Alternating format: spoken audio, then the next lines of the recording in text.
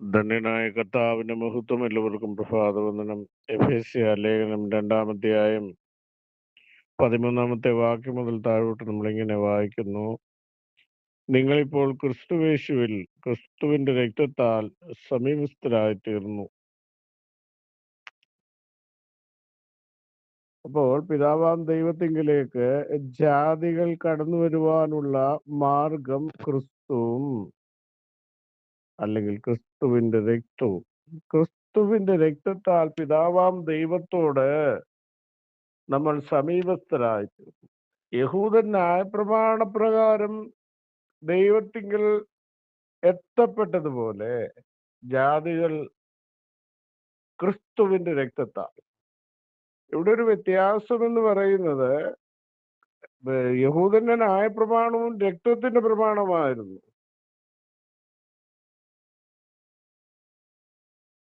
പക്ഷെ ആ ന്യായപ്രമാണം എന്തായിരുന്നു? ജാതികൾക്ക് ദൈവത്തിങ്കിലേക്ക് അടുക്കുന്നതിന് തടസ്സമായിരുന്നു. കാരണം ന്യായപ്രമാണം ജാതികൾക്ക് അവകാശമുള്ളതല്ല. ന്യായപ്രമാണം അനുഷ്ഠിക്കുക എന്നുള്ളത് ജാതികളുടെ അല്ല, പരിച്ഛേദനയേറ്റ അബ്രഹാമിന്റെ സന്തതിയുടെയാണ്. അപ്പോൾ ജാതികളുടെ ചിന്ത പരിച്ഛേദനയേറ്റ അബ്രഹാമിന്റെ സന്തതിക്ക് മാത്രമേ ദൈവവുമായി സാമീപ്യമുള്ളൂ, അല്ലെ സമീപസ്ഥർ അവർ മാത്രമേ ഉള്ളൂ എന്ന് ചിന്തിച്ചിരുന്ന ഒരു കാലഘട്ടത്തിലാണ് ക്രിസ്തുവിന്റെ മനുഷ്യാവതാരവും ആ രക്തത്തിൽ കൂടി ന്യായപ്രമാണം ഇല്ലാതെ തന്നെ ദൈവത്തിങ്കിലേക്ക് സമീപസ്ഥരായി തീരുവാനുള്ള സാഹചര്യം ഉണ്ടാകുകയും ചെയ്തു. അപ്പോൾ അതുകൊണ്ടാണ് അപ്പോസ്തലനായിരിക്കുന്ന പൗലോസ് പറയുന്നത്, നിങ്ങൾ ദൂരത്തായിരുന്നു, നിങ്ങൾക്ക് സമാധാനവും പിതാവാം ദൈവത്തോട് സമീപസ്ഥതയും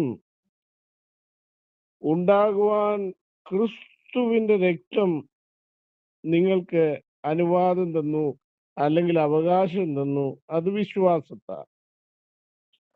അപ്പോൾ വിശ്വാസത്താൽ ക്രിസ്തുവിന്റെ രക്തം, ഇപ്പൊ രക്തമില്ലാതെ പിതാവാൻ ദൈവവുമായി നമുക്ക് സമീപസ്ഥത ഇല്ല. ക്രിസ്തുവിന്റെ രക്തം അതിന് കാരണമാക്കി തീർന്നപ്പോൾ യഹൂദൻ അബ്രഹാമിന്റെ സന്തതിക്ക് യാഗമൃഗങ്ങളുടെ രക്തം ദൈവമായി സമീപസ്ഥതയ്ക്ക് കാരണമായി തീർന്നു എന്ന് കാണുവാനായി കഴിയുന്നു. അപ്പോൾ ന്യായപ്രമാണം ജാതികൾക്ക് ശത്രുതയായിരുന്നു. കാരണം ഈ ന്യായപ്രമാണത്തിൽ കൂടെ അല്ലാതെ ദൈവത്തിലേക്ക് അടുക്കുവാൻ കഴിയാതിരുന്നപ്പോൾ വേറെ ഒരു വഴിയില്ല. ന്യായപ്രമാണ പ്രകാരമുള്ള രക്തം ചീന്തലിൽ കൂടി മാത്രമേ പിതാവാം ദൈവത്തിലേക്ക് അടുക്കുവാൻ കഴിയുള്ളൂ. നാട്ടിലൊരിക്കൽ മഹാപുരോഹിതനാണ് ചെയ്യേണ്ടത്. അത് ലേവി ഗോത്രത്തിൽപ്പെട്ട മഹാപുരോഹിതനാണ് ചെയ്യേണ്ടത്. ജാതികൾക്ക് യാതൊരു ബന്ധവുമില്ല. അപ്പോൾ ഇന്നത്തെ ജനസംഖ്യ അനുസരിച്ച് 95 ലക്ഷം മാത്രമുള്ള യഹൂദൻ ദൈവമായി, സർവശക്തനായ ദൈവമായി എന്ന് പറഞ്ഞ അഖിലാണ്ടത്തെ സകല ചരാചരങ്ങളെ സൃഷ്ടിച്ച, വെറും വചനം കൊണ്ട് സൃഷ്ടിച്ച, വാക്കുകൊണ്ട് സൃഷ്ടിച്ച സർവശക്തനായ ദൈവത്തിലേക്ക് 95 ലക്ഷം യഹൂദന് മാത്രമേ അടുത്ത്, അവരിൽ മാത്രമേ രക്ഷയുള്ളൂ എന്ന് വെക്കുമ്പോൾ അതൊരു വലിയൊരു എന്താണ് അതിനെ കുറിച്ച് നമ്മൾ സംസാരിക്കുക? അപ്പോൾ ബാക്കിയുള്ള 850 കോടി ജനസംഖ്യയുള്ള ഈ ഭൂപരപ്പിൽ ബാക്കിയുള്ളവർ എന്തു ചെയ്യുമായിരുന്നു? അപ്പോൾ അതിനുവേണ്ടിയാണ് ക്രിസ്തുവിന്റെ മനുഷ്യാവതാരം. അപ്പോൾ ഒരു കുഞ്ഞാടിന്റെ രക്തം അറുക്കപ്പെട്ടെങ്കിൽ മാത്രമേ ന്യായപ്രമാണത്തിന്റെ പൂർത്തീകരണത്തിൽ കൂടി ദൈവത്തിലേക്ക് അടുക്കുവാൻ കഴിയുള്ളൂ. അതിനുവേണ്ടി യേശു കർത്താവ് അല്ലെങ്കിൽ ദൈവം മനുഷ്യരൂപത്തിലേക്ക് ഇറങ്ങി വന്ന് യോഹന്നാൻ വെളിപ്പെടുത്തി കൊടുത്ത് ലോകത്തിന്റെ പാപത്തെ വഹിച്ച് ദൈവത്തിന്റെ കുഞ്ഞ്. അതാണ് ആരംഭത്തിൽ തന്നെ കർത്താവിന്റെ ഇൻട്രഡക്ഷനിൽ തന്നെ, ക്രിസ്തുയേശുവിന്റെ ഇൻട്രഡക്ഷനിൽ യോഹന്നാൻ പറയുന്നതാണ്, ഇവൻ ലോകത്തിന്റെ പാപത്തെ വഹിക്കുന്ന ദൈവത്തിന്റെ കുഞ്ഞാടാണ് എന്ന്.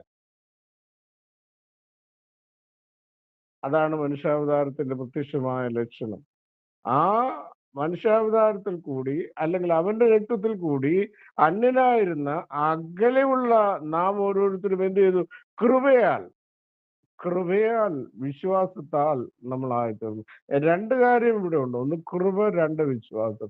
കൃപയാൽ വിശ്വാസത്താൽ നാം എന്ത് ചെയ്തു? പിതാവാം ദൈവമായി സമീപസ്ഥരായി തീരുവാൻ തക്കവണ്ണം അന്യരുമല്ല പരദേശികളുമല്ല, ഇപ്പോൾ വിശുദ്ധന്മാരോടൊപ്പം എന്ന് പറഞ്ഞാൽ എബ്രായനോടൊപ്പം സഹപൗരന്മാരും വിശുദ്ധ വർഗവുമായി തീർന്നു ക്രിസ്തുവിന്റെ രക്തത്താൽ. പ്രിയപ്പെട്ട ദൈവത്തിന്റെ ജനമേ, നമുക്ക് ലഭിച്ചിരിക്കുന്ന രക്ഷ കുഞ്ഞാടിന്റെ വിലയേറിയ രക്തത്തിലാണ്. അത് വിശ്വാസത്തിൽ കൂടെയാണ് നമ്മൾ പ്രാപിച്ചിരിക്കുന്നത്. എങ്ങനെയാണ് പ്രാപിച്ചിരിക്കുന്നത്? നമ്മൾ ചിന്തിക്കേണ്ട ഒരു മർമ്മമുണ്ട്. കർമ്മത്തിൽ കൂടെ അല്ല.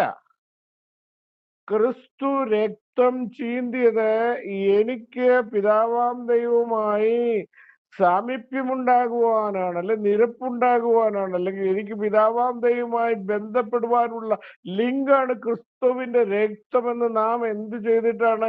വിശ്വസിച്ചിട്ടാണ് കൃപയാൽ രക്ഷിക്കപ്പെടുകയും പിതാവാം ദൈവത്തോട് നമുക്ക് അടുപ്പമുണ്ടാകുവാൻ തക്കണ് കാരണമായി തീരുകയും ചെയ്തത്. അപ്പോൾ ക്രിസ്തുവിന്റെ രക്തത്തിൽ വിശ്വസിച്ച് പാപമോചനം പ്രാപിച്ച ദൈവത്തിന്റെ പൈതൽ ക്രിസ്തുവിൽ നിന്ന് എന്തെങ്കിലും പ്രാപിക്കണമെങ്കിൽ അത് വിശ്വാസത്തോടു കൂടി മാത്രമേ പ്രാപിക്കാൻ കഴിയൂ.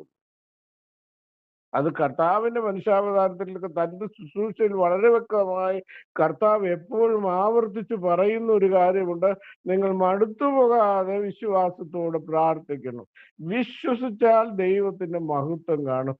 നിങ്ങൾ വിശ്വസിക്കണം, നിങ്ങൾ വിശ്വസിക്കണം, നിങ്ങൾ വിശ്വസിക്കണം. പുതിയ നിയമത്തിന്റെ സകല പ്രമാണങ്ങളും പറയുന്നത് അബ്രഹാം ദൈവത്തിൽ വിശ്വസിച്ചത് അവന് നീതിയായി കണക്കിട്ടു.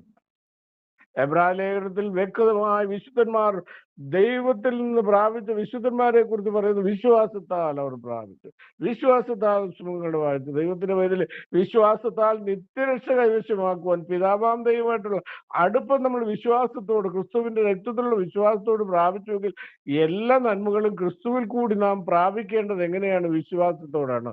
അതുകൊണ്ട് നമ്മുടെ ജീവിതത്തിൽ വിശ്വാസത്തിന്റെ തലങ്ങൾ എങ്ങനെയിരിക്കുന്നുവെന്ന് നാം ഒന്ന് പരിശോധിക്കേണ്ടത് പ്രഭാതത്തിൽ അത്യാവശ്യമായിരിക്കുന്നു. വിശ്വാസം നമ്മൾ പൂർണ്ണതയിലുണ്ടോ? വിശ്വാസത്താൽ മാത്രമേ നമുക്കത് കഴിയുകയുള്ളൂ. വേറെ നമുക്കൊരു മാർഗമല്ല. യഹൂദന് ദൈവത്തിങ്കിലേക്ക് അടുക്കുവാൻ ന്യായപ്രമാണമല്ലാതെ വേറൊരു മാർഗമില്ല എന്നുള്ളത് സുസ്ഥിരമായ ഒരു കാര്യമായിരുന്നു, ഒരു നിയമമായിരുന്നത് പോലെ ക്രിസ്തുയേശുവിൽ കൂടി നമുക്ക് എന്തെങ്കിലും പ്രാപിക്കണമെങ്കിൽ വിശ്വാസത്തിന്റെ പ്രമാണത്തിൽ കൂടെ മാത്രമേ കഴിയുകയുള്ളൂ എന്ന് വ്യക്തമായി സുശക്തമായി ദൈവത്തിന്റെ വചനം നമ്മളോട് പറയുകയാണ്. പരിശുദ്ധാത്മാവ് നമ്മളോട് പറയുകയാണ്, നീ വിശ്വാസത്തോടു കൂടി മാത്രമേ, വിശ്വാസത്തിൽ കൂടി മാത്രമേ ക്രിസ്തുവിൽ കൂടി നിന്റെ ജീവിതത്തിന് പ്രതിസന്ധിക്ക് പകരം വരികയുള്ളൂ. നിന്റെ ജീവിതത്തിന്റെ പ്രതിസന്ധികൾക്കൊരു മാറ്റമുണ്ടാകണം. നിന്റെ ജീവിതത്തിലെ പ്രതിസന്ധി നിനക്ക് തരണം ചെയ്യണമെങ്കിൽ നീ എന്ത് ചെയ്യണം? വിശ്വാസത്തോടെ രക്തം മൂലം പിതാവാം ദൈവത്തിൽ നിനക്ക് സമീപസ്ഥനായി തീർന്നതുപോലെ വിശ്വാസത്താൽ ക്രിസ്തുവിൽ കൂടിയുള്ള ആ നന്മകൾ, നമ്മുടെ പ്രതിസന്ധികൾക്ക്, നമ്മുടെ കഷ്ടതകൾക്ക്, നമ്മുടെ ദുഃഖങ്ങൾക്ക് സകലത്തിനും പരിഹാരം വരുത്തേണ്ടത് ക്രിസ്തുവിലുള്ള വിശ്വാസത്തിൽ കൂടി നാം പ്രാപിച്ചെടുക്കേണ്ട വസ്തുത. ഇതാണ് പ്രമാണം. അതുകൊണ്ട് ദൈവത്തിന്റെ പേരിൽ ഈ ദിവസങ്ങളിൽ നമ്മുടെ വിശ്വാസത്തെ നമുക്കൊന്ന് വളരെ ശക്തമാക്കി എടുക്കേണ്ടത് ആവശ്യമായിരിക്കുന്നു. ശക്തമായ വിശ്വാസമുള്ള മനസ്സുമായി, ഹൃദയമായി ദൈവത്തിങ്കിലേക്ക് ചെന്ന് ഇതുവരെ നമുക്ക് പ്രാപിക്കുവാൻ കഴിയാതെ നന്മകൾ പ്രാപിപ്പാൻ തക്കവണ്ണം വിശ്വാസത്തോടെ അത് കൈവശമാക്കി എടുക്കുവാൻ തക്കവണ്ണം നമ്മുടെ ജീവിതത്തിൽ ഇടയാകട്ടെ എന്ന് പ്രാർത്ഥിക്കുന്നു. ദൈവം അതിനായി നമ്മളെ സഹായിക്കും.